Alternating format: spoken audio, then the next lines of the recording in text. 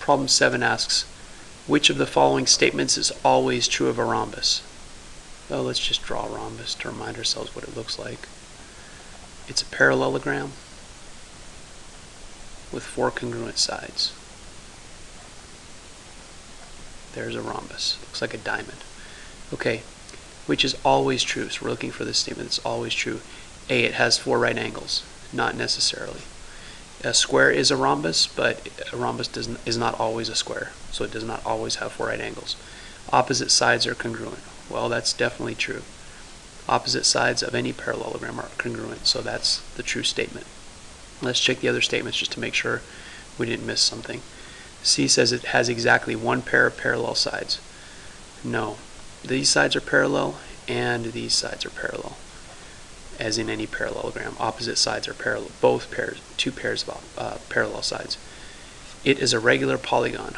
Well, we just learned that on Monday. And a regular polygon has definition of regular, congruent sides, which a rhombus certainly does have all congruent sides, but also congruent angles. And a rhombus does not necessarily have congruent angles. If it's a square would be a regular quadrilateral, but not every rhombus is a square. So again, that's not always true. Okay, problem 8. Triangle MXP is similar to triangle ACF. Name all of the corresponding sides and angles. Let's name the corresponding angles first. That's the easiest. You know, if they tell you a triangle, one triangle is similar to another, the position of the letters tell you the corresponding angles. So angle M, 1E in angle. Angle M corresponds to angle A. Then look at the middle letters. Angle X corresponds to angle C.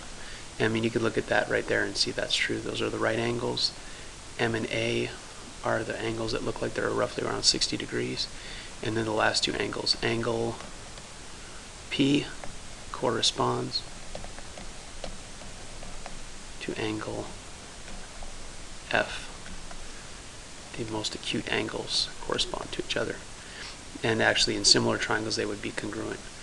Okay, and then we can set up a proportion comparing all the sides to illustrate the corresponding sides. So this side MX corresponds to this side AC. And you can see that looking here. MX are the first 2 letters, AC are the first 2 letters. Okay, that equals this XP corresponds to CF. Again, last 2 letters, last 2 letters. Okay, and lastly, this hypotenuse MP corresponds to AF. Okay, we've shown all the corresponding sides and all the corresponding angles. Problem 9. I'm going to need more time on problem 9, so I'm going to pick up problem 9 on the next video.